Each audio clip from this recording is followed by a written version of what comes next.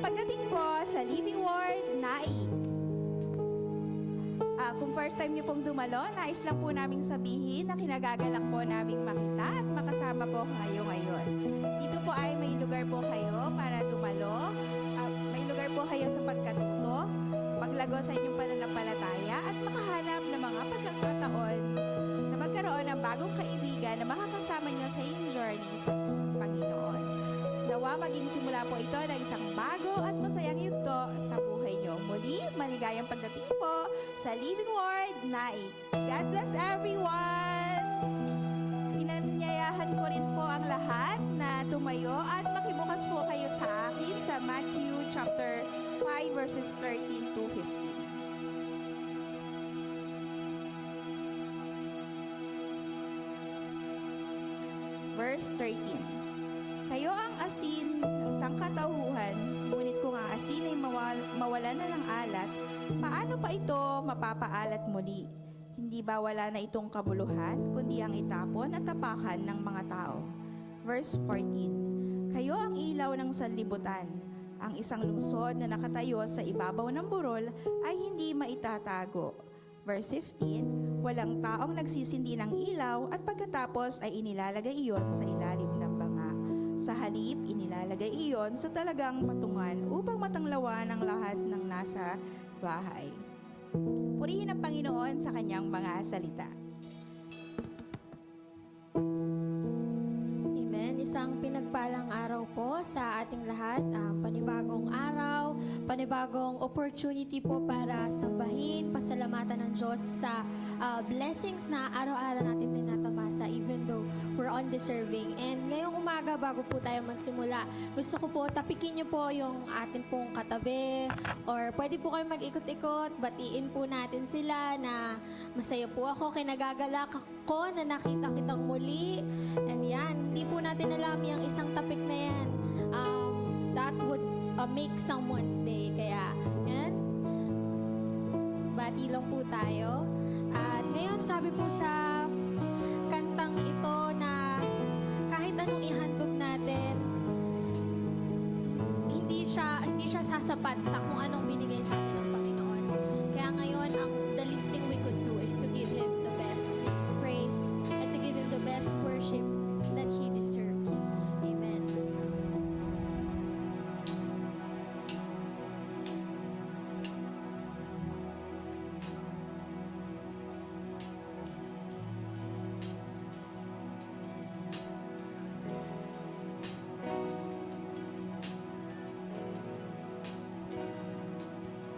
O Diyos, sa iyong lahat ng pagsamba at luwalhati,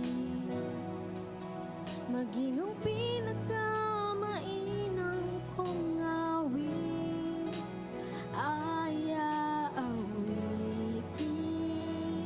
sa iyo. O Diyos, ang aking puso ay pagharian mo, at sa aking puso ay hindi na maglaho, tanging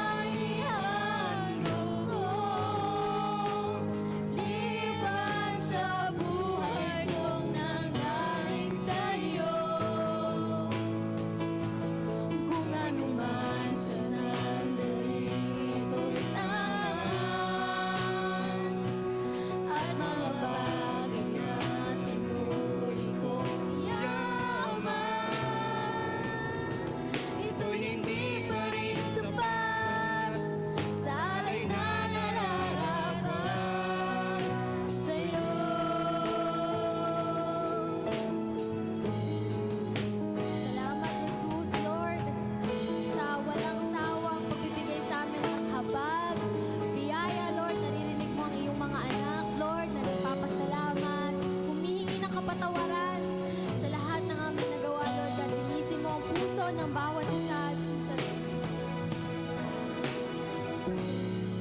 Minsan pa.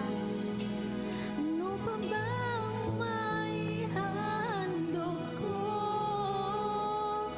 liban sa buhay kong nanggaling sa'yo? Kung ano man sa sandaling ito'y langan at mga bagay na tinuring kong yaman, ito hindi pa rin sapat sa alay na nararapat. Ano pa bang maihandog ko liban sa buhay kong nanggaling sa'yo? Kung ano man sa sandaling ito'y tangan at mga bagay na tinuring kong yaman, ito hindi pa rin sapat sa alay na nararapat. Ito hindi pa rin sapat kahit ialay ang lahat sa'yo.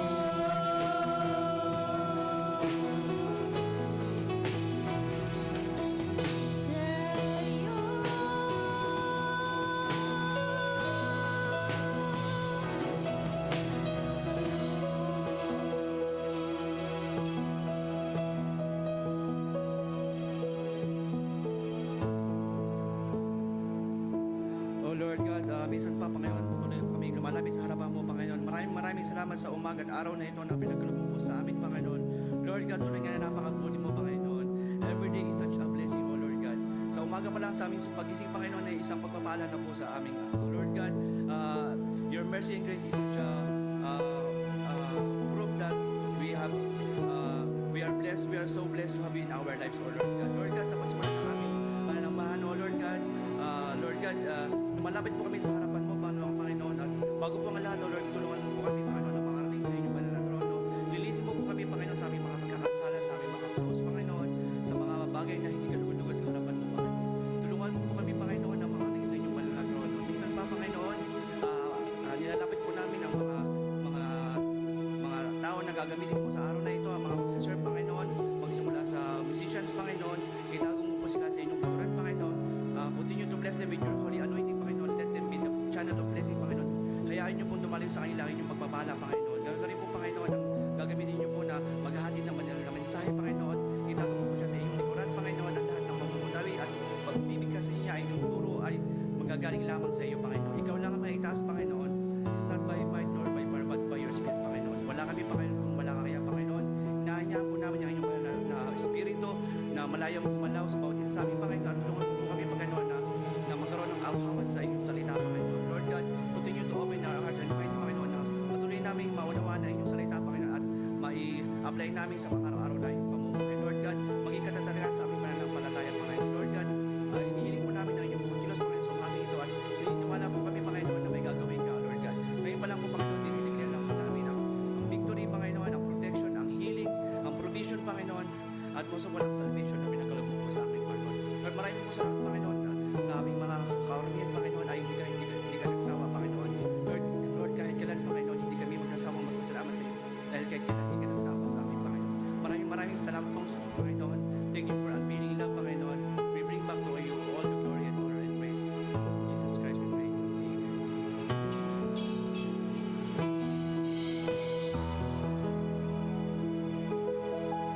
Amen. Amen. Ayan.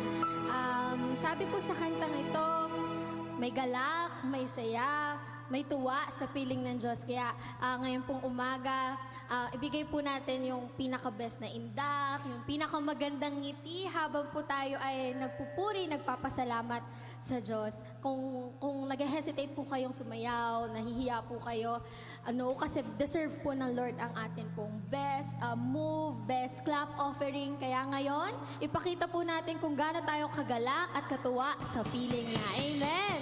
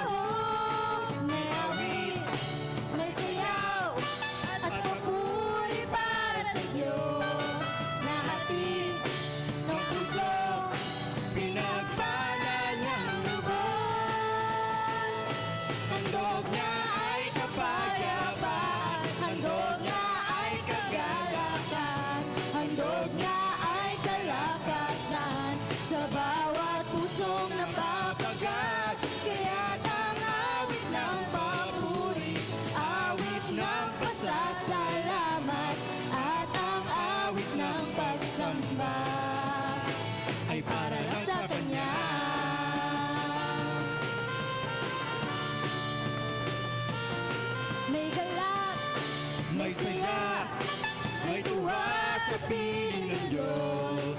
Sapagkat hirap ng puso ay naglalaho. May awit, may sayaw, at papuri para sa Diyos. Nahatid ng puso, pinagpala niyang lubos.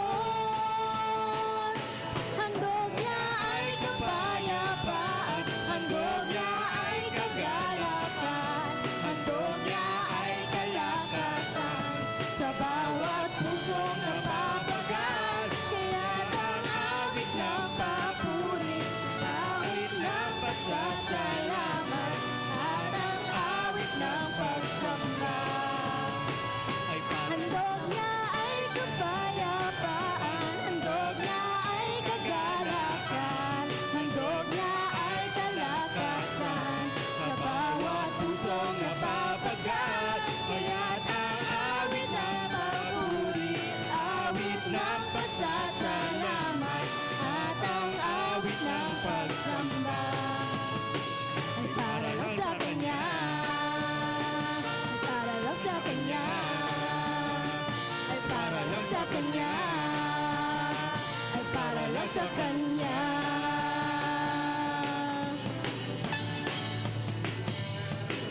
Kailangan ko ang pag-ibig mo, O Diyos, sa buhay kong ito. Ang kagalakan mo ay kalakasan ko, Ikaw ang nais ko, Ikaw lamang ang pupurihin.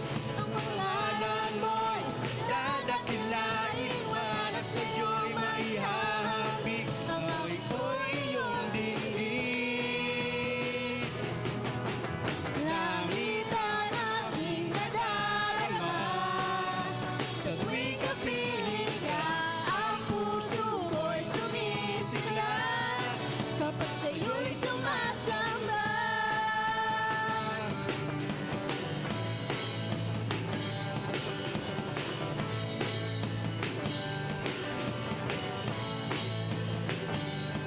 Ang kailangan ko ay pag-ibig mo, O Diyos, sa buhay kong ito. Ang kagalakan mo ay kalakasan ko, Ikaw ang nais ko, Ikaw lamang ang pupurihin.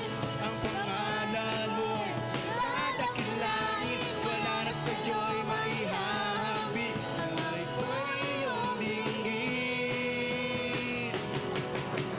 Langit ang aking nadarama, sa tuwing kapiling ka, ang puso ko'y sumisigla, kapag sa'yo'y sumasamba. Langit ang aking nadarama, sa tuwing kapiling ka, ang puso ko'y sumisigla, kapag sa'yo'y sumasamba.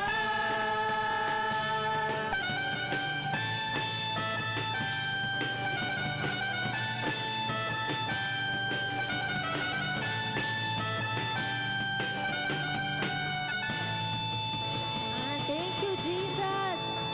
Tunay ngang langit ang aming nadarama, Jesus. Ngayon po, let's keep our attitude of the praise and worship. Natili po tayo. Salamat po sa araw na ito, Lord. Sabi po sa verse na ito, Romans 5:8, ngunit ipinakita ng Diyos sa atin ang kanyang pag-ibig sa ganitong paraan. Kahit noong tayo ay makasalanan pa, namatay si Kristo para sa atin. Amen. Yes, Lord, binigay mo po ang iyong sukdulang biyaya sa bawat isa sa amin, Lord God. Kahit di kami karapat-dapat. Yes, Lord.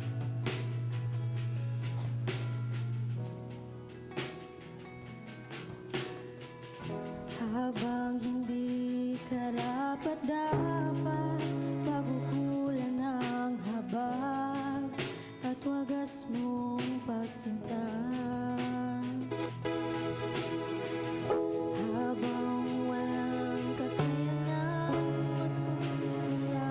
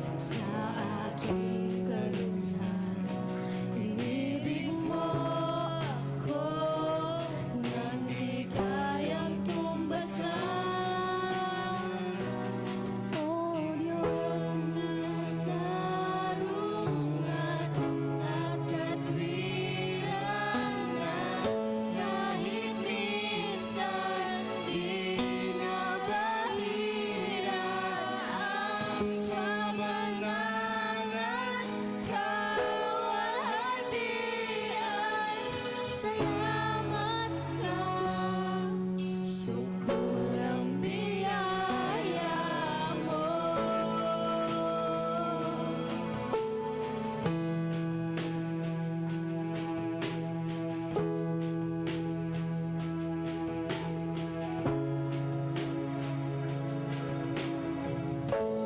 Walang salang manunubos ang umako ng parusa.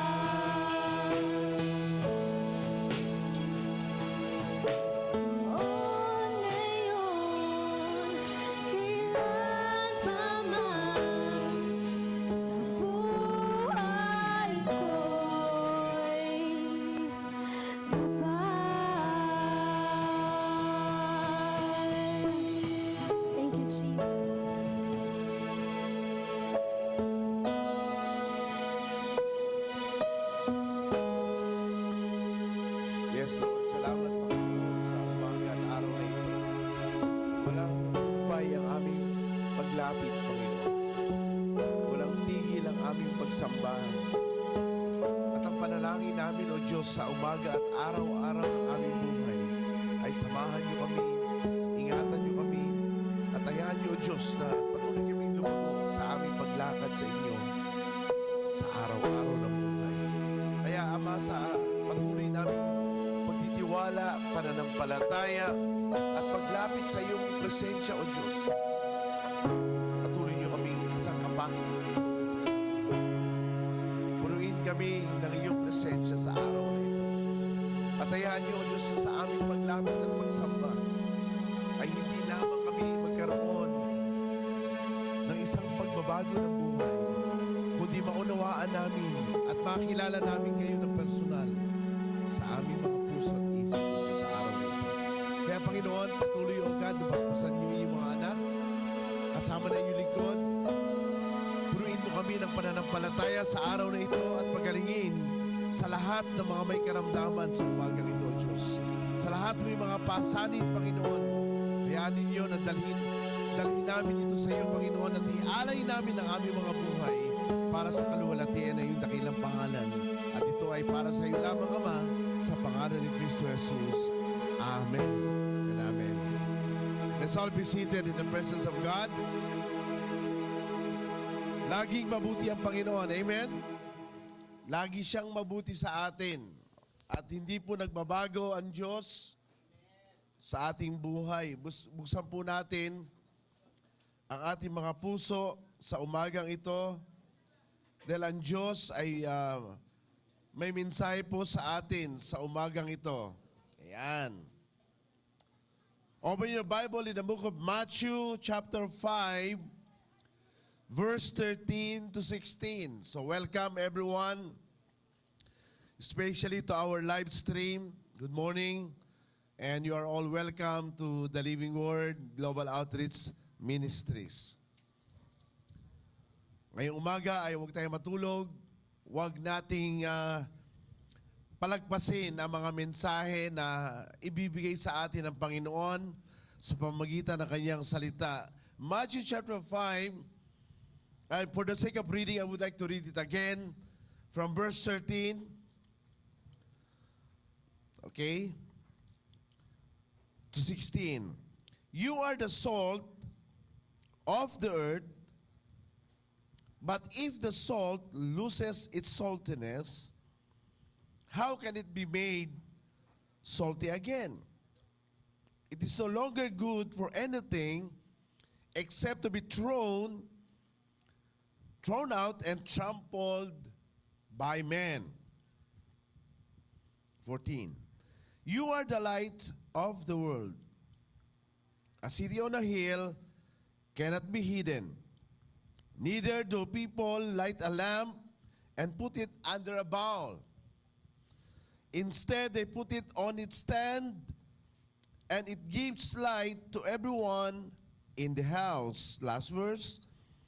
In the same way, let your light shine before men, that they may see your good deeds and praise the Father in heaven. Tayo panalangin. Napakabuting umaga, dakilang Diyos, na kami po ay makasamba, makadalo, at makalapit sa iyong presensya sa umagang ito.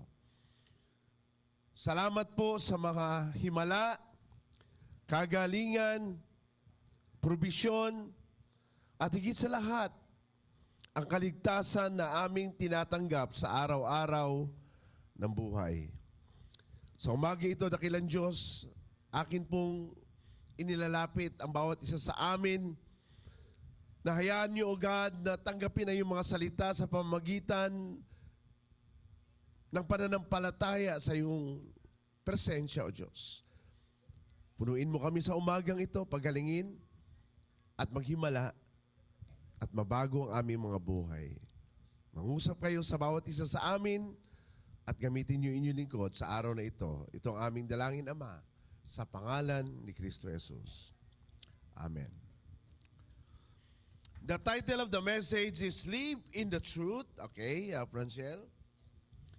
Facts, reality as a salt and a light. Basahin ko po ulit ha. Live in the truth, mabuhay sa katotohanan, sa mga facts, sa kung ano lang ang merong nahayag, at realidad.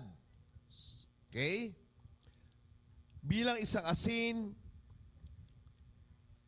at liwanag. Okay. Now, balikan natin, Franchel, slide 2, please. What is it to live in the truth? Facts and reality. Alam nyo, napakahalaga sa pulpito ang mangaral ka ng kung ano ang sabi ng salita ng Diyos. Every time I handle training with pastors, lagi kong sinasabi, let the Bible speaks for itself. The best Bible school is the Bible itself. You don't need my opinion. You don't need my argumentation. You don't need my what I want to say as a pastor. What you want to hear is what the Word of God says. Yun ang napakahalaga. Hindi yung kung anong sinasabi ng pastor. Dahil baka akala nyo ay maganda na, hindi lahat ng magandang sinasabi ng pastor ay mabuti at tama. Kaya dapat ang basis ng ating pakikinig, like in Acts chapter 16, like the Berean people, when they hear the word, they confirm it in the Word of God. So, malinaw sa atin yun na yung pag sinabi mong pananampalataya, hindi ito salita ng pastor o salita ng tao, kundi ito yung salita ng Diyos. Ibig sabihin, let's talk about the truth. Now, in John 14:6, John 8:32, and John 1:14, now let's start with John 14:6. Jesus answered, I am the way. Medyo malabo lang ng konti. No? And the truth and the life. No one comes to the Father except through me. Now, what is the truth? Ito'y tinanong sa John 18. Ano ang katotohanan? Alam nyo, kahit ang mga news, sinasabi nila, kami ang katotohanan. Pero makikita natin, magmula sa politika hanggang sa mga negosyo, hanggang sa mga relasyon, hanggang sa mga magkakaibigan, hindi totoo. May hindi katotohanan. Now, ano ba ang basihan ng katotohanan? Oh, simple. The basis of truth is the Word of God itself. Nothing more, nothing less. Now, who is the truth? Jesus is the truth. I am the way. I am the truth. And I am the life. Meaning, ang truth ay ang Panginoong Jesucristo. Siya ang truth. And that truth was revealed in His Word. Kaya nga sa pagbabalik ng Panginoon sa second coming, may nakasulat sa kanyang hita, the Word of God. The Verbo. The Word of God. The Word itself. Kaya huwag tayo makontento na tayo ay nakikinig ng basihan natin ay quotation. Nang basihan natin ay commentary. Nang basihan natin ay sinabi ng article. No, it's not. It might be biased or it might be self-opinionated at hindi balanse sa salita ng Diyos. So it's very clear that the truth here is the Lord Jesus Christ Himself. Now, slide 3. Ano yung truth na binabanggit dito? Sa John 8:32, it's very clear. Then you will know the truth. Now, who is the truth here? Jesus Christ again. And you shall know the truth, and the truth will set you free. So, is that the church that will save us? Is that your pastor that will save you? Is that your kapitbahay? It's not the group, the friendship, but it is Jesus Christ Himself, the truth. Wala pong ibang katotohanan. Kaya nga, that word, that truth was revealed. And that revelation is Jesus Christ. If you try to remember, go back to Exodus 3, I am who I am. When Moses asked God, what is your name? Why are you calling me to be the one who will be used to exit the Exodus? The word Exodus is to exit, to get out from Egypt. For 400 years of captivity and slavery, God uses Moses. And Moses is typology of what Jesus did. Remember when Moses was used to travel in the wilderness, was supposedly 40 days, yet become 40 years. Why? Because of stubbornness, because of stiff head or stiff-necked and hard-headedness. Hard-headedness. Stubborn sheep or stubbornness, hard-headed sheep, and stiff-neck. Ayaw nilang sumunod. Meron pa tayong mababasa doon in Exodus 3 that they plan to take another leader to bring them back to Egypt. Dahil bakit? Dahil ang kinakain na lang nila for 40 years is manna. Wala na ba tayo ibang pagkain dito? That's why when they ask for meat, God send mga pugo. And then what happened? Many of them died. Namatay ang marami sa kanila dahil ang iba ay sobrang kain, impatyo. Yung iba naman ay nagtago, nagsobra na yung panic buying. Kaya yung panic buying sa Egypt, meron na nun. So people are looking at the earthly mindset. But Jesus said, I am. God said, I am who I am. Alam nyo, if you try to look at that word, I will be, I am who I am. Walang pinanggalingan ng Diyos. Walang pinagmula ng Diyos. He is the one who created us. Walang katulad ng Diyos. Hindi mo siya pwede i-compare. Hindi mo siya pwede i-drawing at sabihin at luhuran na yan ang Diyos ko. No. God is everywhere. Then you will know the truth. Ano yung know doon? Meaning, personal knowledge. It's not nous or ginosko, but it is epiginosko, which means personal knowledge. Maraming tao, maraming alam sa Biblia. They can even quote from Genesis to Revelation. They have a lot of, and they believe that they are able to do things. Alam nyo, maraming mga taong Kristiyano, supposedly dapat pastor na, or dapat naglilingkod na, o dapat preacher na, pero ngayon, bangko pa rin. Bakit? Hindi dahil sa hindi sila ginagamit o ayaw silang gamitin ng Diyos, ayaw nilang magpagamit sa Panginoon. Always remember, you will know, the word know is personal knowledge. Halimbawa, si Francine, tsaka gamitin ko lang, allow me to use this. Francine and Francel tuloy, Edwin. Sila ngayon ay may mag-boyfriend pa lang. Alam niyo, pagka mag-boyfriend pa lang, may mga taguan pa yan, may mga kanya-kanyang ano pa yan. Pero pag mag-asawa na yan sila, hindi mo na maitatago yung mga tinatago mo. Doon na lalabas yun. So, ang katotohanan, pag nagsama na ang parehong single, doon na nila makikita kung ano ang kabuuan ng kanilang sinagot at niligawan. Yan. So, you will know, meaning through personal knowledge, through personal experience, the truth.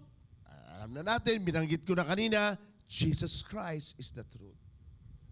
So as you grow along in that knowing the truth will set us free. Okay? Now let's move on. What is it to live in the truth, the facts, and reality? Now let us look at, okay, truth. John 1:14. And the Word, now take note, that Word became flesh and made His dwelling among us, and we have seen His glory, the glory of the one and only, who came from the Father, full of grace and truth.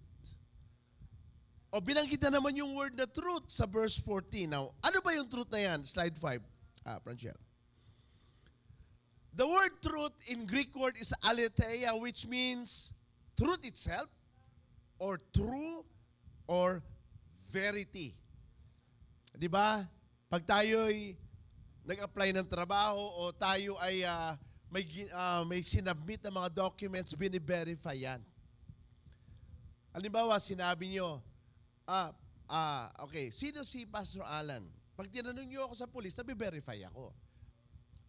Pag tinanong nyo ako sa kapasturan, mabi-verify ako. Kahit tingnan nyo ako sa Google, nasa Google din ako. Why? Because of the brand excellence and because of the church.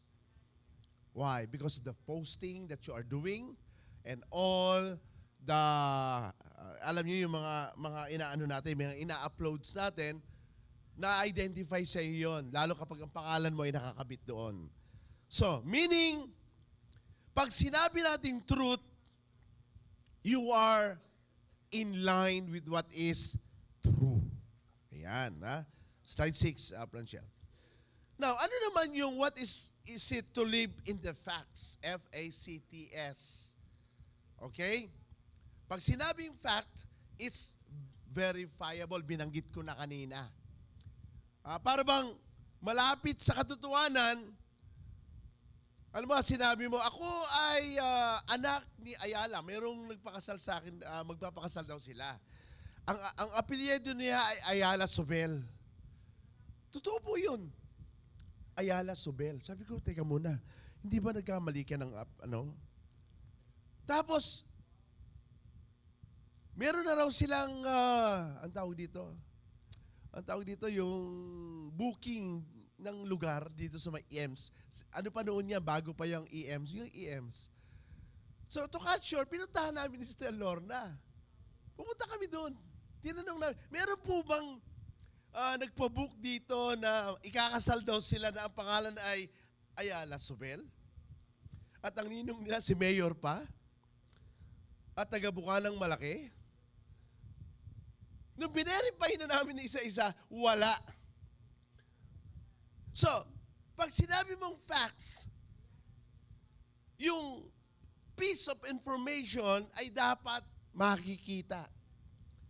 Bakit tayo merong, ang tawag dito, bakit meron tayong birth certificate?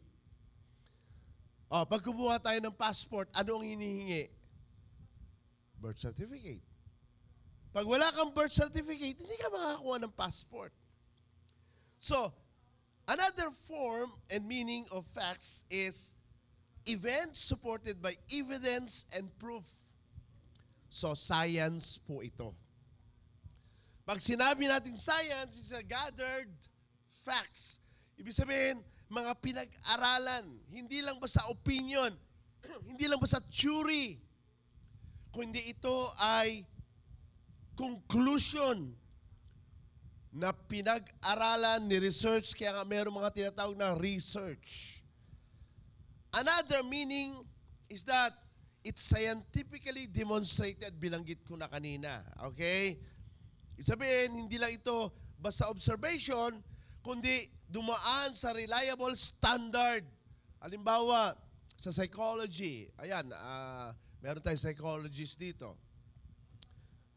Ang trabaho, lalo sa mga clinical psychologist, merong industrial psychologist, merong educational psychologist, lahat ng mga pag-measure ng personality ay dumadaan sa standard instruments. May mga examination yan para malaman mo kung ano ang pagkatao.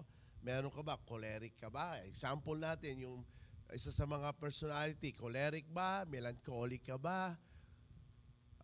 Phlegmatic ka ba? O sanguine ka ba? O sa science na po yan. So, ibig sabihin, for you to determine one of the standard of checking in science, determining factors kung tawagin, at ito po yung sinasabing facts. Ngayon, ang ating mundo ay punong-puno na ng kasinungalingan, lalo ang social media, ang gulo na po ng ating bansa. Are you not aware? O baka natutulog tayo at tayo ay in denial na para bang wala lang tayong alam. Hindi niyo po ba alam na kahit ang Senado ngayon ay nagkaagulo na? Hindi ba natin alam na ang dami ng mga hindi mo na alam kung ano na ang totoo? Kung anong sino ang tama, lahat ay tama. At are you not aware na divided na ang bansa? Now, I'm not saying this as a political sound. I am not a political person. Why? Pag nagtanong ako, ano ka ba? Pro-God. No, pro-God ako. Alam niyo ang malungkot sa panahon natin ngayon, kahit sa mga pastor, ako po, vocal ako pagka pastor ang kausap ko, na wala na po yung morality, values, and the principles of life. Pwede nang pumatay,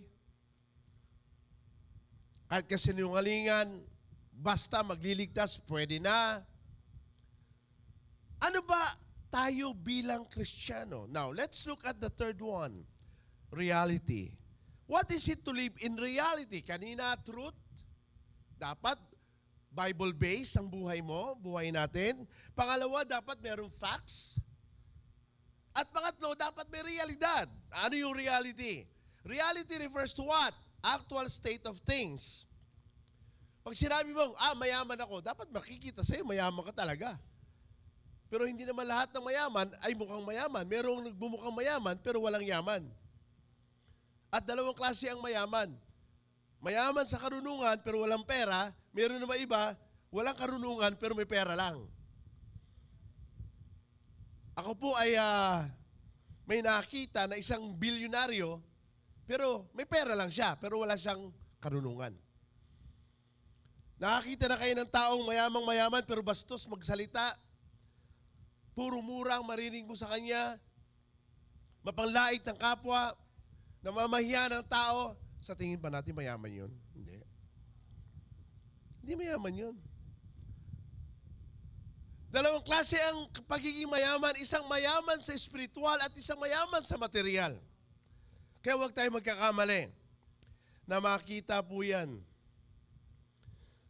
So, it represents the truth of existence as opposed sa tinatawag na theoretical, na mere theoretical, imaginary, or desired. Halimbawa, meron tinatawag sa psychology na delusion of grandeur.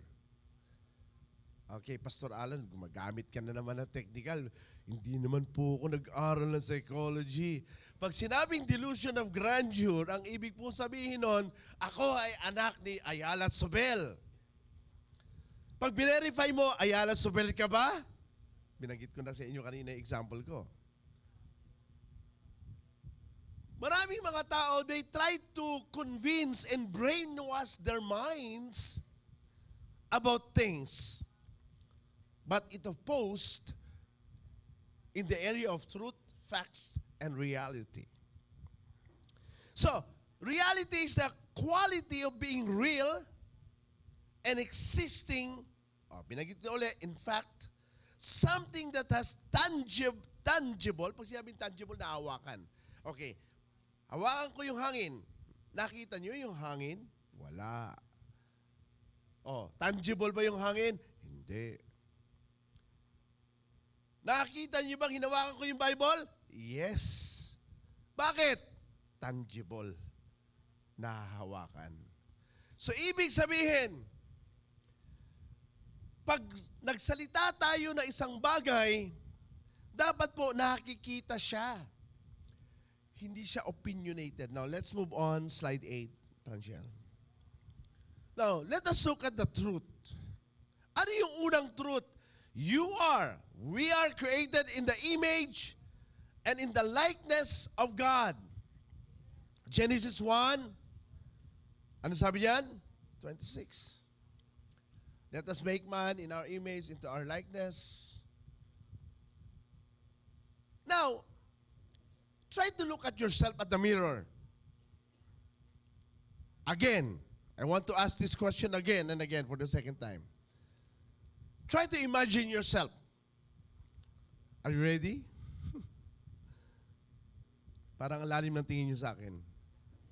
Parang hindi kayo naniniwala sa nakikita nyo. Try to look at yourself now.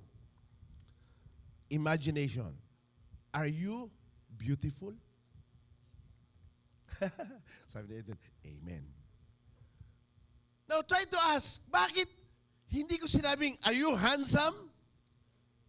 Pag handsome, hindi na applicable sa babae yun. Bakit beautiful?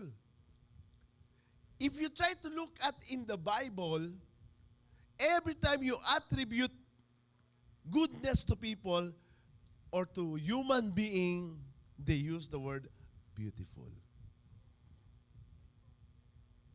Ang beautiful is addressed to the soul, not to the gender.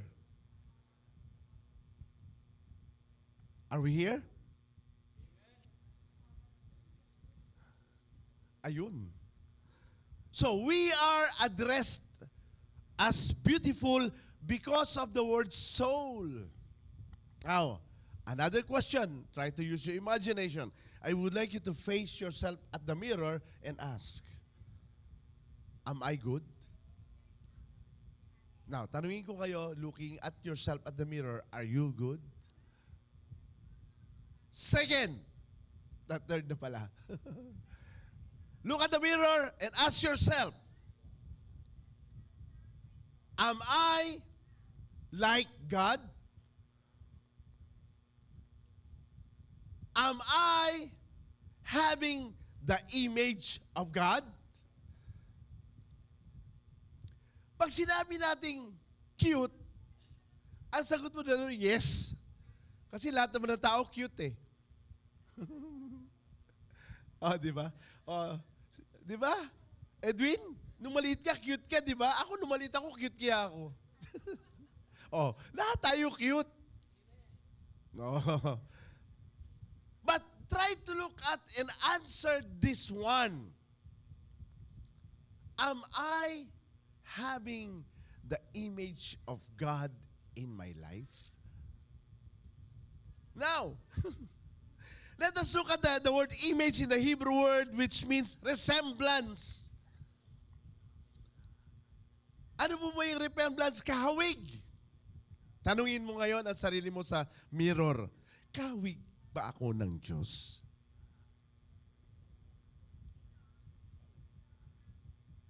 Ha? Hello? Kahawig ba ako ng Diyos? Am I a shadow? It implies representative. Ibig sabihin, kapatid, pag sinabi nating image, you are representative of God. Another term is alter ego. Halimbawa, ang presidente ay absent. Sino ang alter ego ng presidente? Vice President. Paano kung magkaaway? Paano kung magkaaway ang Vice President at President? Oh, halimbawa, namatay ang President. Sino papalit? Ay, hindi. Saragan. Vice President lang. Huwag na tayo political. Oh, wala na, kasi baka mag-away tayo rin sa church. Pagkatapos natin, away na tayo. Vice President. Oh, paano kung patay ang Vice President? Sino papalit? Walang Vice President. Sino? mukhang mahirap yung tanong mo, Pastor. Eh. Hindi naman ako nakakaalam yan. O, susunod ay Senate President. Tama po ba? Kaya nga marami naglalaban-laban dyan. Kasi, pagka nagkataon, yung kapag walang Vice President, susunod, House of Representative. Sino yun? Senate. Senate na. Hello po. Paakit yan. Tandaan natin lagi, kapatid, sa mundong ibabaw na to, ikaw ay representative ng Diyos. Now, another meaning of the word image, meaning reflecting God's character. Yan ang ibig sabihin yan. As a Christian, we must reflect the kind of character. Now, try to ask yourself again in the mirror, please. Face yourself, imaginary, at the mirror and ask yourself, am I perfect?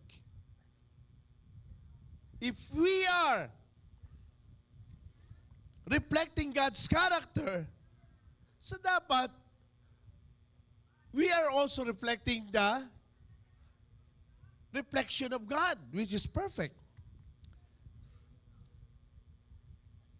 Pastor Alan, perfect ka ba? Yun nga eh. Hindi tayo perfect eh. There's only one God, there's only one perfect. That is God. Now, tanong. Pwede ba maging perfect ang tao? Pwede. Pastor Alan, are you contradicting yourself? No, I'm not. Okay, tanungin kita ngayon. Honestly, answer me in your own thoughts and in your own mind. Honestly, this is face to the mirror again and ask, am I perfect? Then I'm asking you right now, are you perfect? Okay. Mali ang sagot ng iba ay, hindi po. Perfect po. Malapit na po maging perfect. Iba-iba. Saan kayo doon sumagot? Ito yung sagot. Positionally, when you have asked, received, anong sabi ng John 1:12? Ito yung pag-aaral natin last week. To those who accept Him, to those who receive Him, you are now what? At the moment, tinanggap mo ba ang Panginoon? Mukhang hindi. Pag hindi makasagot, ibig sabihin, alanganin siya. Parang ganito lang yan. Tanungin ko ulit kayo. Pag namatay ka ba ngayon, mamaya, ay meron tayong kapatiran dati. Alam ko sila Ellen yata yun nung unang panahon. Papunta sila ng Maragondon. Yung kanilang tricycle bumaliktad. Kayo ba yon, Raquel? Kayo yon? Oo, sila pala yun. Bumaliktad. Another story, meron tayong isang member dito, pagkatapos ng service, mga Apolona yun eh. Paglabas dito, binangga yung motor nila. Baliktad din. Yung tricycle ba? Hindi yung dalawang gulong hindi Yung tatlong gulong, tricycle. Always remember that there is no certainty on earth. Banggitin ko na sa inyo. Ako nga, yung nangyari kay ate, banggitin ko lang Yung nangyari kay ate Mercy, hindi ko akalain yun. Ang saya pa namin. Sabi ko pa kay Sister Lorna, Mama, halika dito, please. Para sila mga bata, nagtatalunan. Ang saya, di ba ate Carlita? Kahawak mo si ate Mercy. Ang narinig kong sumigaw ay si ate Carlita. Akala ko tinatawag ako para sumali sa sayaw. Kaalis lang nila Alvin nun. Na Kuya Angel. I was shocked. Nung nakita kong umiitim na si Ate Mercy, sumigaw na ako, takbo! Susunod ako. Kanya-kanyang punta kami sa sasakyan. Si Rani, parang nawala sa sarili. Ay! Ay! Ay! Sigaw na sigaw si Rani. Dahil hindi niya na alam. Dumating pa kay Rani yung pakiramdam na nagkaroon siya ng self-guilt, Pastor. Dahil po ba inimbitahan namin si dahil ganun. Alam niyo, traumatic yung araw na yun. Are you sure that you're still alive this afternoon? No! Sino mag-aakala na pagkatapos ng preaching, mawawala na si Ate Mercy? God is serious in his life. Alam niyo, sa totoo lang, kung bakit ang Israel ay tumaan sa 40 years, dahil ang tigas ng ulo nila. Kung bakit hindi sila, kung bakit tumagal sila sa wilderness, dahil ayaw nilang matuto sa buhay. Alam niyo, minsan, pinapahintulot ng Diyos, sige, bumagsak ka dyan. Gusto mo yan eh. Alam niyo, yung pagbagsak, hindi Diyos ang gumagawa nun. Ikaw, tayo, ako gumagawa nun. Desisyon mo yan. Kaya huwag mo sabihin na, Lord, kung okay lang ito, pagsubok na ito. Hindi pagsubok yan, anak. Kamamangan mo yan, kaya nangyari yan. Ikaw ang nagdesisyon yan. Minsan pinapasalamatan natin yung sakit. Sino rito nagpapasalamat sa sakit? Panginoon, salamat po sa sakit na ito. Huwag mong pasalamatan ang sakit. Kaya tayo nagkasakit dahil kain tayo ng kain na matamis. Hindi pa ako nagpapatama. Kaya tayo nagkasakit, wala tayong tigil kumain. Alam niyo ba, originally, ang tao dapat kumain isang araw lang. Isang araw. Isang beses sa isang araw. Oh, based on research and study, kailan lang naman nagsimula yung morning, lunch, and evening. May merienda pa. At hindi lang yun, Raquel, may midnight snack pa. At hindi pa natuto. Meron pang bukod sa midnight snack, hindi makatulog, iinom pa ng kape. 2:00 sa madaling araw. Kasama ako doon. Alam niyo ba kagabi, punong-puno ang utak ko, punong-puno. First time nangyari sa akin. Ayun, tingnan niyo yung mga text ko, Raquel, si Francine. 2:00 ng madaling araw, ang daming pumasok na trabaho, ang daming pinapagawa ni Lord, sobrang dami. Alam niyo, talaga, alam niyo kung anong oras ako nakatulog? 4:00 na ng madaling araw. Gumising ako na 5:00 para gawin ang dapat gawin. Tapusin ang outline. Pero pinuno na ako ni Lord. Lahat ng message, andyan na, bang. Lahat ng trabaho, pati crusade, lahat. First time in my life, 2 oras na ako nakatulog, pero buhay pa rin. Alam nyo, isang napakagandang bagay na dapat nating malaman, mga kapatid. It carries the meaning of reflecting God's character, much like shadow naturally reflects its source. Alam nyo, kung bakit ka nabubuhay, may dahilan. Alam nyo, minsan pag nag-iisip ako sa buhay ko, Lord, bakit buhay pa ako, Lord? Kung tutusin, dapat patay na ako eh. Pero bakit gumagalaw pa po ako, Lord? Ano yung minsan alam niyo ba nung nawala si Kuya Ampi, Brother Rudy? Halos ma-depress ako. First time, dumating ako sa sobrang kalungkutan. Ang tagal kong dinala nung pagkawala ni Kuya Ampi, sa totoo lang. Alam niyo kung bakit? Mahalaga kasi sa akin ang bawat miyembro ng church eh.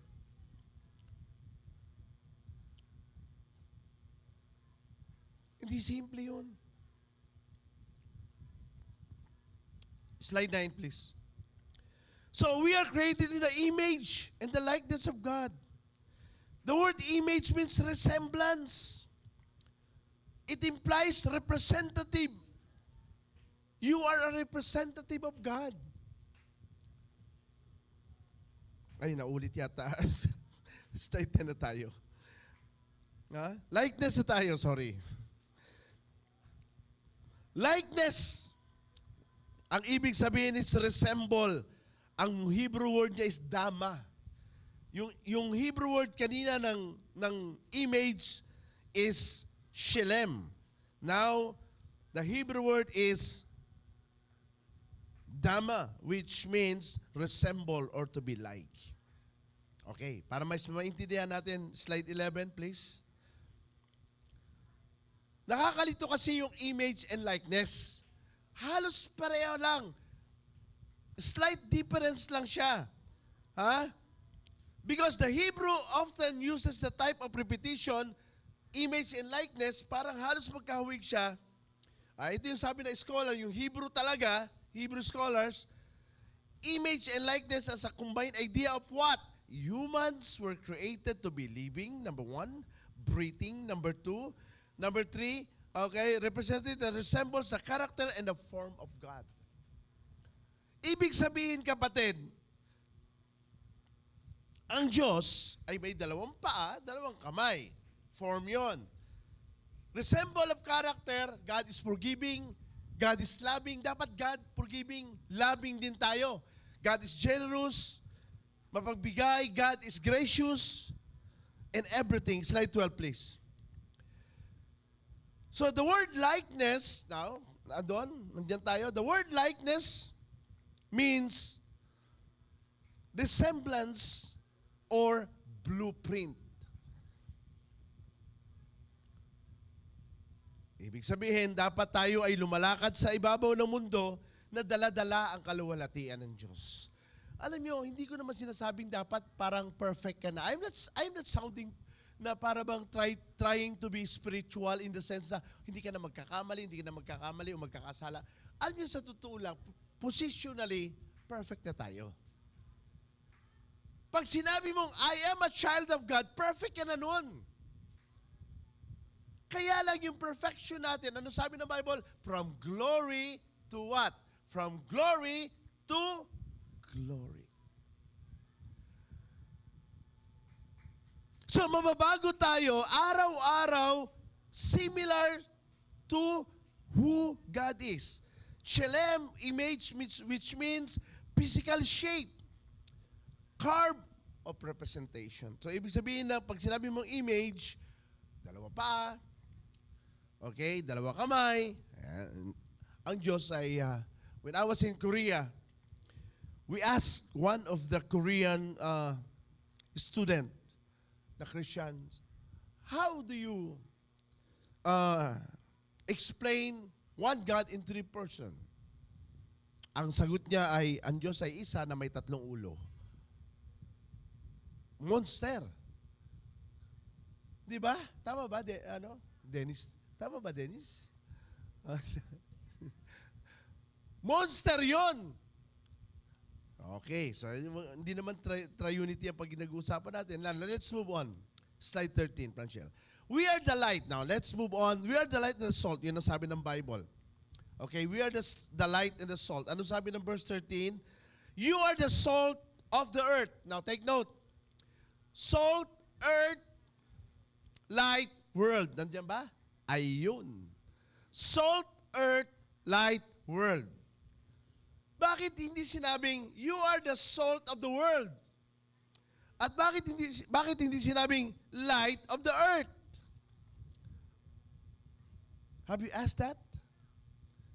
Naitanong ba natin sa ating mga pag-aaral, have you read this book? Have you read this Bible? Okay, ano ibig sabihin ng salt? Asin. Ano ba ang asin? Self-explanatory. Ang asin ay ginagamit na pangpalasa. Ang asin ay ginagamit sa panglinis. Ang asin ay ginagamit na pwedeng gamot. Maraming gamit ang asin. At bakit sa earth ginamit, hindi sa world? Pag sinabi kasing earth, tao. People within the earth. Ibig sabihin, lupa.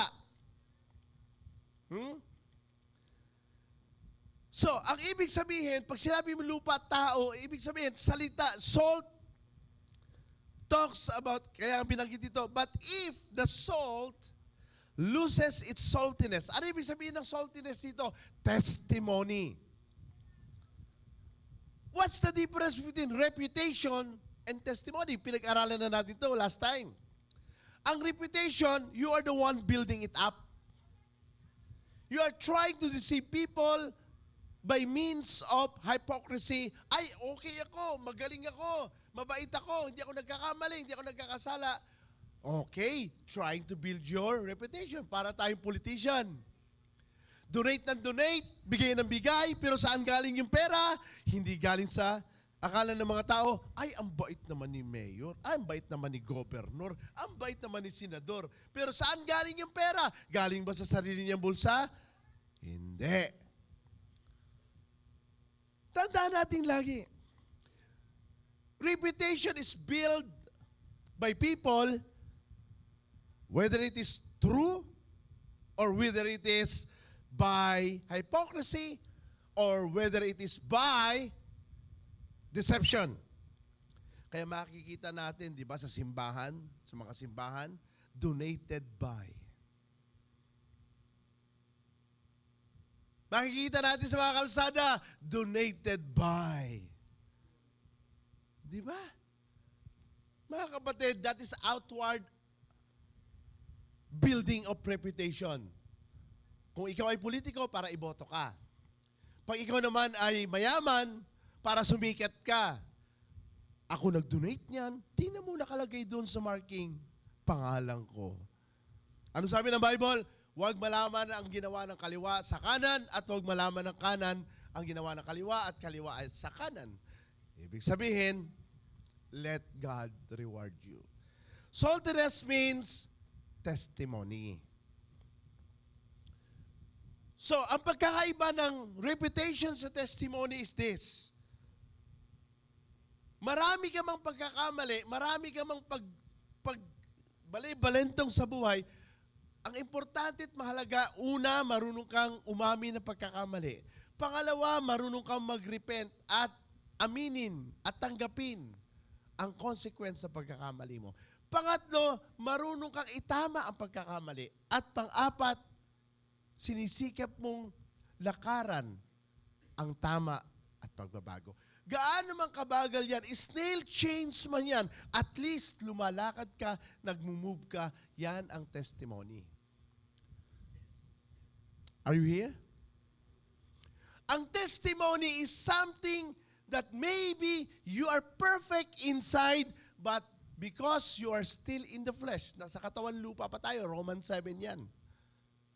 Naglalaban ang isip at ang ating isip sa laman, pero may sagot dyan, verse 24 and 25 sa Romans 7.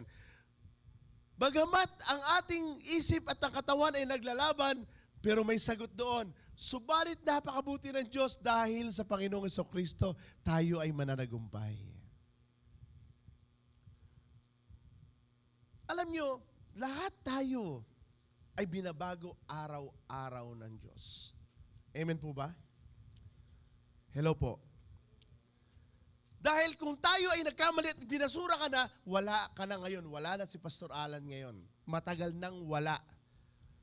Kung ang Diyos ang kaisipan niya, kada pagkakamali mo, papatayin ka na, kada pagkakamali mo, basura ka na, kada pagkakamali mo, i-condemn ka na, walang Kristiyano makakapagpatuloy sa Diyos. Ano sabi ni kanina ni Francine? You are gracious. God is gracious. Ang grace ay hindi siya nagpipermit na magkasala ka patuloy ng patuloy. Problema mo yan. Pwede naman pala magkamali. Sige, pwede ako magkamali pala. Patatawarin naman ako ng Diyos. Patatawarin ka pag nagsisi ka. At umamin ka. At in-acknowledge mo yung pagkakamali mo. Patatawarin ka. Pero kapag ikaw ay patuloy na nagkakasala, patuloy mong aanihin ang pagkakamali at ikaw rin ang talo bandang huli. Kung gusto mo yon, gusto natin yon, tuloy mo. At ang pagkakamali at pagkakasala ay hindi pinagmamalaki yan. Kung meron kang kahinaan, hindi ka pa nagtatagumpay sa paninigarilyo, hindi ka pa nagtatagumpay sa pag-inom ng alak, hindi ka pa nagtatagumpay sa pambababae, panlalaki, hindi ka pa nagtatagumpay sa sa pagsisinungaling, hindi ka pa nagtatagumpay sa pagsusugal, hindi ka pa nagtatagumpay sa pagchichismis ng buhay na may buhay. Alam niyo ba na lahat ng yun ay pantay-pantay lang sa harapan ng Diyos? Hello po. Bigyan ko kayo ng halimbawa. Ito paalala lang. Pag ang babaeng single at lalaking single ay nagtabi, fornication. Pag ang babae may asawa at parehong may asawa, adultery ang kasalanan. Pareho lang yan. Walang lower dyan sa harapan ng Diyos. So, talking about saltiness, ang tandaan natin lagi, the world, the earth, is not looking for perfect people. But they are looking for honest, humble people. Second on that, verse 14, you are the light of the world. Bakit light to the world? World system. Tingnan nyo nangyayari ngayon. Alam nyo ba, ako'y nananalangin maigi. Kausap ko yung mga kaibigan ko. Hindi ko na babagitin kung sino naka-live tayo. Marami akong kaibigan. At hindi lang basta kaibigan. At hindi lang sila basta simpleng tao sa pamamayanan. Pero pag nag-uusap kami tungkol sa mga nagaganap at nangyayari, hindi po simple ang nagaganap ngayon. Mas grabe ito kaysa giyera saan? Sa Iraq at Iran. Akala natin simple, no? Hindi. So, ano ibig sabihin ng light? Dapat hindi ka pro Edwin. Oh, binago ko na Edwin. Kasi baka ma-politicize tayo rito. At hindi ka dapat pro BP Francine. Awayan mamaya. Hindi na magkikibuan. Alam niyo sa totoo lang, lahat naman may kanya-kanyang paniniwala eh. Lahat may punto. Kasi bakit? Kanya-kanyang pananaw. Kanya-kanyang sinasabi. Tingnan nyo ang Facebook, nakaka-stress. Di ba kayo nai-stress? Hindi ko sa totoo lang ako, mahilig ako magpasa. Yung ako, napapasahan kita, Edwin. Napapasahan ba kita? Pinipili ko lang. Kasi baka mamaya ma-stress si Ate Carlita, sila Ate Neri. Baka mamaya biglang... Kasi meron akong pinasahan one time, ha? Sabi niya, Pastor, nai-stress po ako doon sa mga pinapasa. Bakit? Nagalit. Nagalit na. Ha? Simula nun, hindi ko na pinapasahan. Magsalita kayo, ha? Pag nai-stress kayo. Edwin, pagka nai-stress ka na, ano yung sa totoo lang, pag hindi ka handa, nakakabaliw ang sitwasyon ng ating kasalukuyan.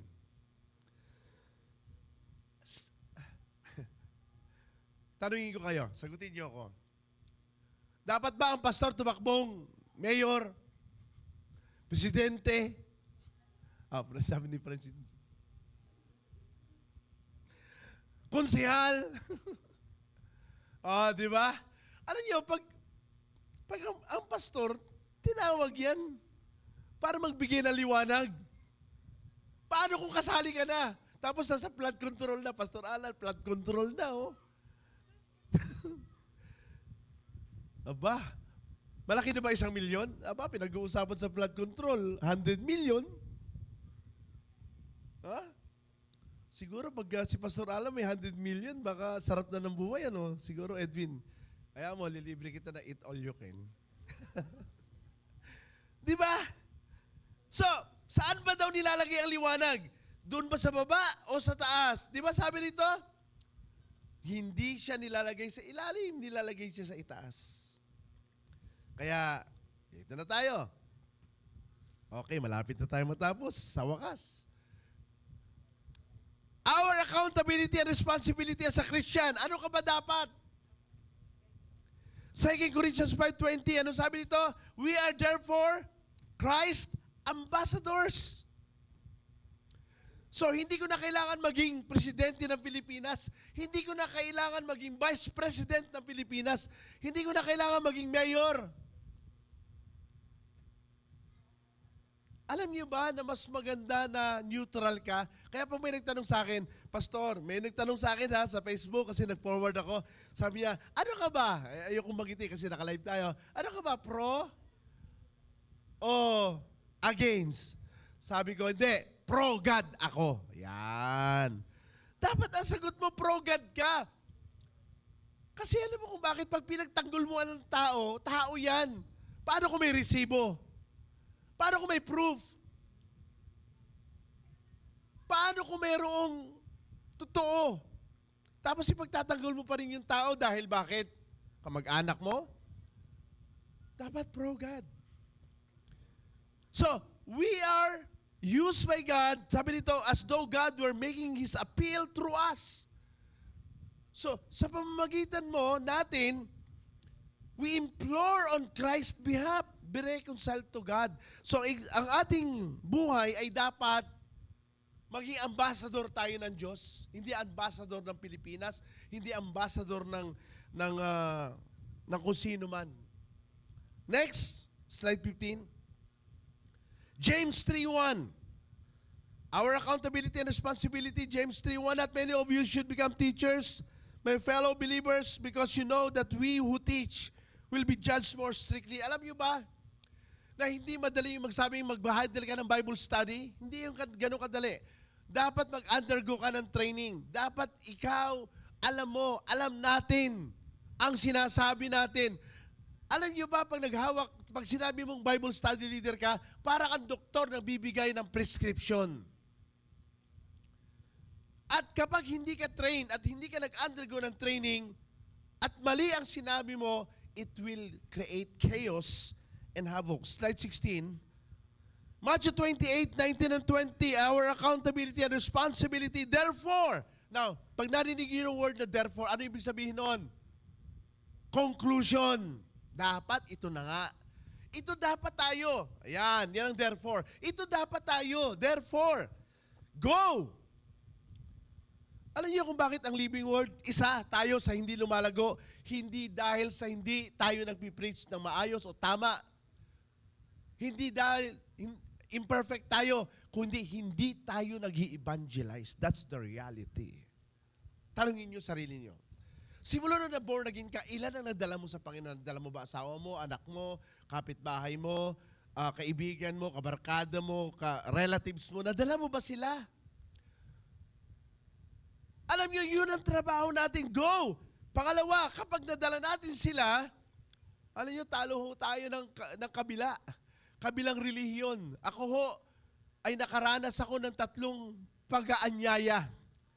Dahil lang sa, alam niyo kung ano yun? Dahil lang sa game, ano ba yung dati yung Popeye?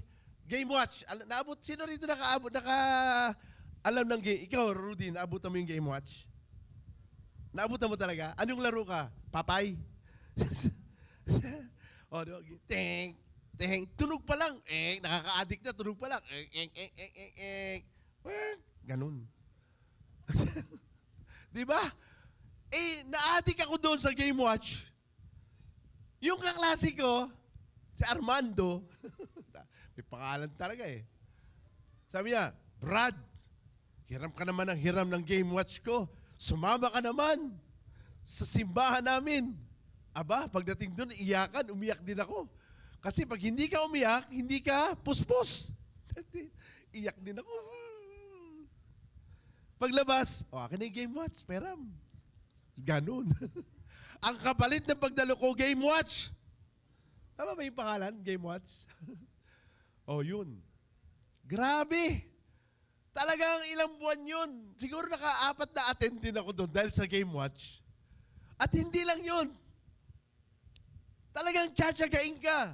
Brother Alan, punta na tayo. Ako naman, para sa Game Watch, sasama. Hawakan niya yung game watch.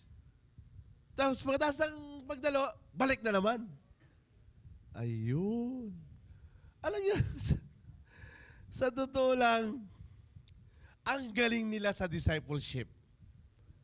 Ang tiyaga nila sa visitation. Pag hindi ka umaten, bibisitahin ka kaagad.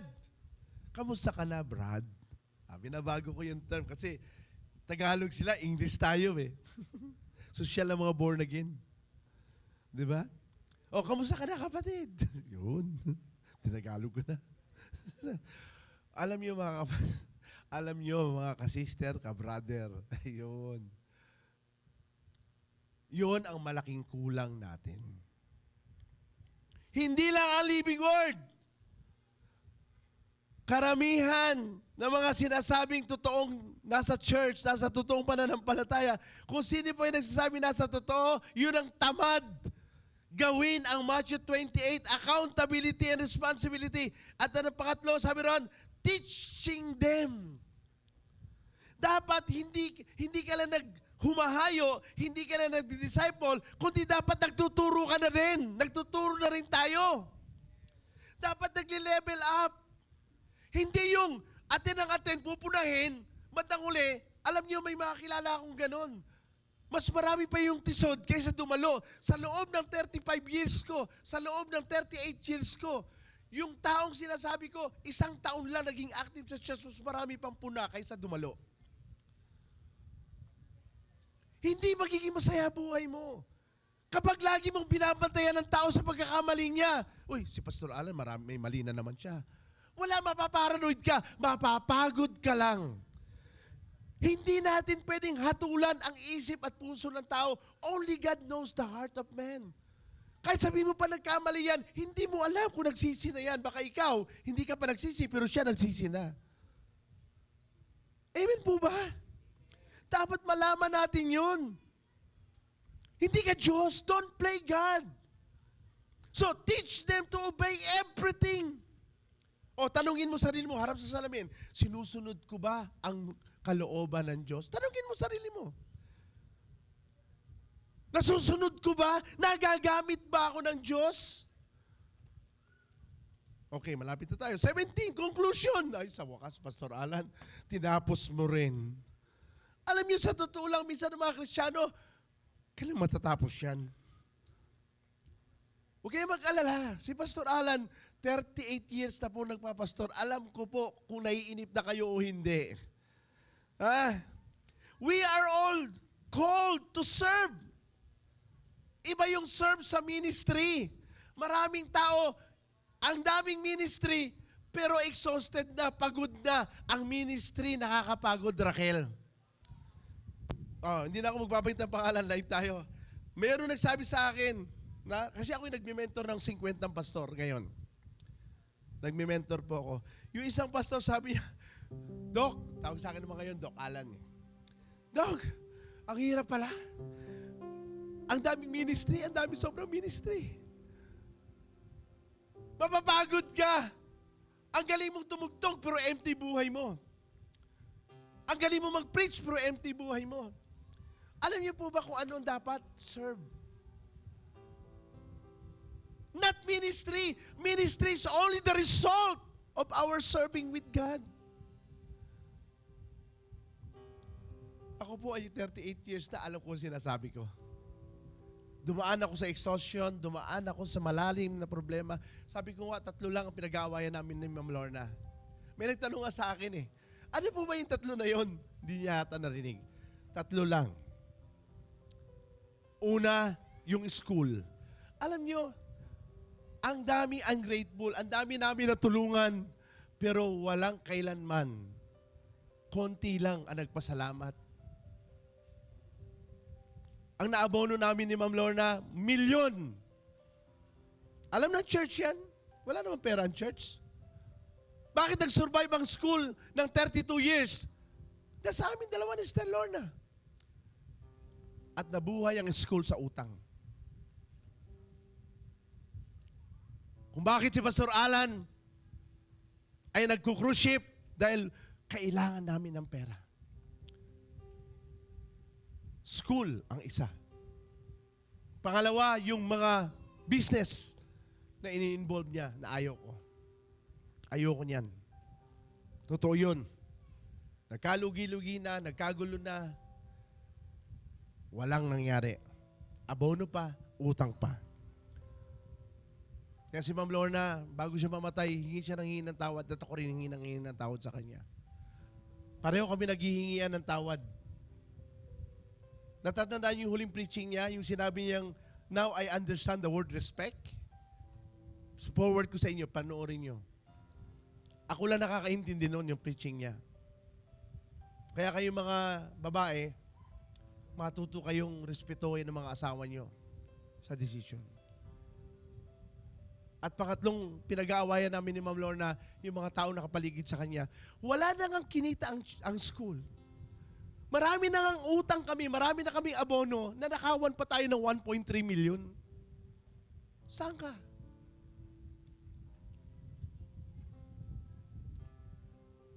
Alam niyo kung magkano naiwan sa aking utang ngayon ng school? Kulang 2 milyon. Libro, almost 300,000. Tubig kuryente ng Maragondon, putol, nasa 15,000. SSS, 1.3 million. Pag-ibig, less than 500,000. PhilHealth, less than 500,000. Isipin nyo nga. Tapos, hindi simple. Kung kayo si Pastor Alan, baka mabaliw na kayo. Pero mabuti ang Diyos. Hindi niya ako pinabayaan. At salamat sa mga Kristiyanong hindi mapagusga. Salamat sa mga Kristiyanong hindi Diyos at hindi naging Diyos. At salamat sa mga kapatiran na hinipo si Pastor Alan. Pastor, kaya mo yan.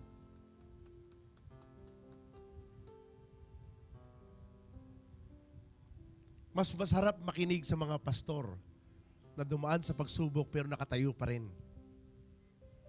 Bumagsak pero tumayo uli. Kaysa nagkukunwaring walang kasalanan pero pag nakita mo, marami palang problema. Marami akong alam dyan. Ayaw nila magsalita ng totoo. To conclude my point, gusto ko, ito lang, Franchel. Gusto ko pag namatay ako, dalawa lang. Sabi ko sa mga anak ko, pag namatay ako, ilagay niyo sa puntod ko, my good and faithful servant. I'm not faithful because I am faithful, but God is faithful. 2 Corinthians, 2 Timothy, though we are not faithful, but God is faithful. At gusto ko na marinig sa mga kaibigan ko, pag ako namatay, si Pastor Alan, totoong tao yan. Yun ako. Yun ako. I want na ang maalala sa akin ng mga tao, si Pastor Alan, hindi perfect yan, pero totoong tao yan. Yun ako. Siguraduhin ko sa inyo na yun ako. Kaya nga, the word witness is martyr. Ayan. You will be my witnesses. 19, slide. The word witness is martyr. Handa ka bang mamatay para kay Kristo? Alam niyo, sa totoo lang, dumating ako sa point na ayoko na magpastor. Ayoko na talaga.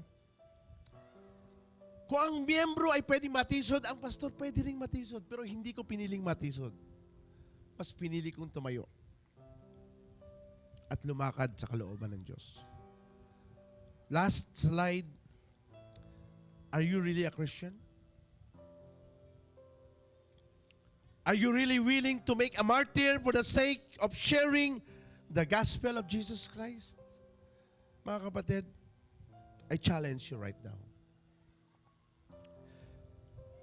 Ask yourself, I am a witness. Am I a witness? Tayo manalangin, Panginoon Ama. Salamat po sa katotohanan na iyong salita. Salamat po, O Diyos, sapagkat may Diyos kami na buhay. Meron kaming Diyos na nakakakita ng puso at isip. at nakakabasa ng pinakamalalim naming intensyon ng isip at puso. Salamat po sapagkat walang lihim na hindi naahayag. Salamat po sapagkat may Diyos kami na nakakakita kahit kami ay nasa pinakalungga ng pinakalungga na lugar. Kitang-kita mo kami. Hayag kami sa iyong harapan. Kaya Ama, sa umagang ito, dinideklara ko, O Diyos, ang pagpapala at biyaya ng pagbabago ng buhay. Repentance, salvation, forgiveness, na maunawaan ng bawat isa na mahalaga ang magpatawad kaysa humusga ng kapwa-tao, Panginoon. Dalangin ko, Diyos, sa umagang ito, buksan niyo ang puso ng bawat miyembro ng Living Word as a whole, live man o dito sa lugar na ito. Buksan niyo ang puso ng bawat isa sa lahat na makarinig ng boses na ito sa live at sa church na ito, Panginoon. Hayaan niyo na ang revival ay dumating sa buhay ng bawat isa. Kaya Ama, pinagkakatiwala ko sa inyo yung mga salitang na itanim ngayong umaga, hindi sa palakpak, kundi sa iyo natatayo para palakpakan ang mensahe na ipangaral sa umagang ito. Salamat po, Ama, sa iyong kapurihan. Sa pangalan ni Kristo Jesus. Amen.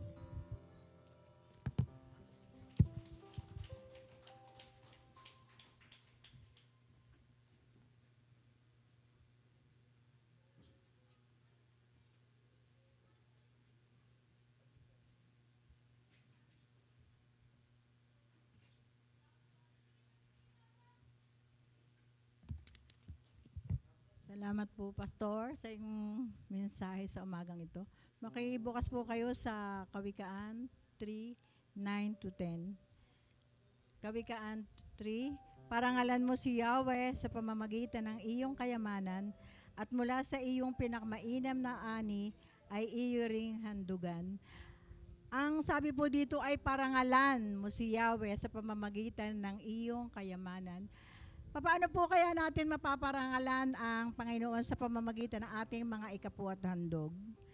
Mapaparangalan po natin ang Panginoon sa pamamagitan ng ating mga handog, sa pamamagitan ng mga ikapu natin ay nagagamit sa pangangailangan ng iglesia. At napaparangalan natin ang Panginoon sa pamamagitan ng ating mga ikapu. Kapag tayo nakakatulong ay natututo silang magpasalamat dahil natulungan natin sila sa kanilang kailangan. Yan po ang mga paraan upang ang ating mga ikapu at handog ay maparangalan upang mapapurihan ng ating Diyos. At sa verse 10 po, sinasabi po na sa verse 10, sa gayon, kamalig mo ay laging aapaw, sisidlan mo ay at inumin ay hindi matutuyuan. Ibig pong sabihin, kung tayo po ay magiging tapat sa ating mga ikapu at handog, ni minsan po ay hindi tayo pababayaan ng Diyos sa ating mga pangangailangan. Dahil ang Diyos ay hindi nasisira sa kanyang pangako, ang tao nasisira, ngunit ang Diyos ay laging tapat sa kanyang pangako.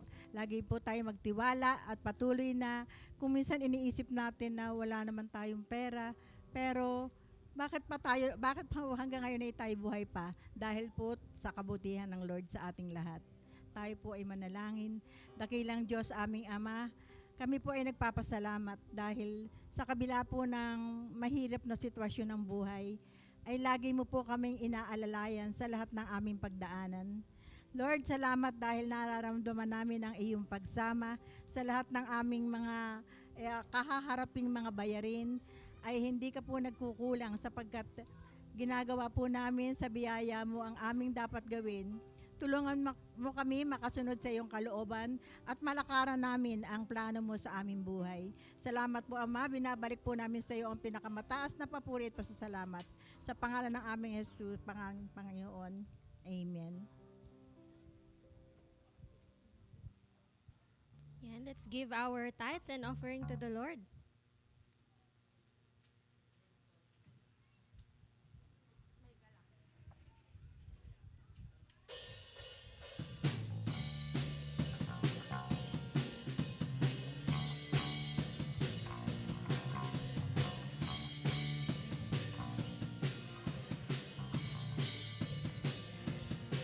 May galak, may saya, may tuwa sa piling ng Diyos. Sapagkat hirap ng puso ay naglalaho. May awit, may sayaw, at papuri para sa Diyos. Nahatid ng pusong pinagpala niyang lubos. Handog niya ay kapayapaan, handog niya ay kagalakan, handog niya ay kalakasan sa bawat pusong napapagal. Kaya't ang awit ng papuri, awit ng pasasalamat, at ang awit ng pagsamba ay para lang sa Kanya, ay para lang sa Kanya, ay para lang sa Kanya, ay para lang sa Kanya.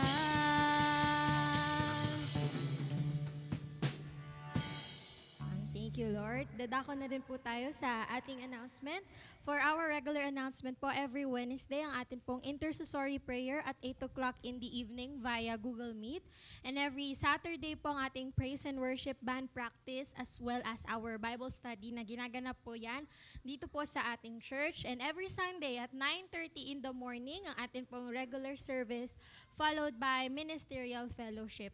For our additional announcement po, of course, continuous pa rin po yung collection natin ng pledge, most especially po for evangelism and then for building restoration. And for our additional announcement, wala po munang ministerial fellowship after the service because right after po ay magkakaroon po tayo ng congregational meeting headed by Pastor Alan. Yun lamang po, tinatawagan po natin si Pastor for closing prayer, additional announcement, and benediction. Sige, bago tayo mag-benediction, nabanggit ko sa inyo ng isa sa mga naging problema at ito po ay nireveal sa akin ng Lord in the 9 months na ako po ay nag-step down, nagpahinga, at nag-isip, nag-reflect, nanalangin. Ang isa sa message ng Lord is masyado kayong naging relax. Okay? Naka-live pa ba tayo? Pwedeng paki-out na ito? Okay.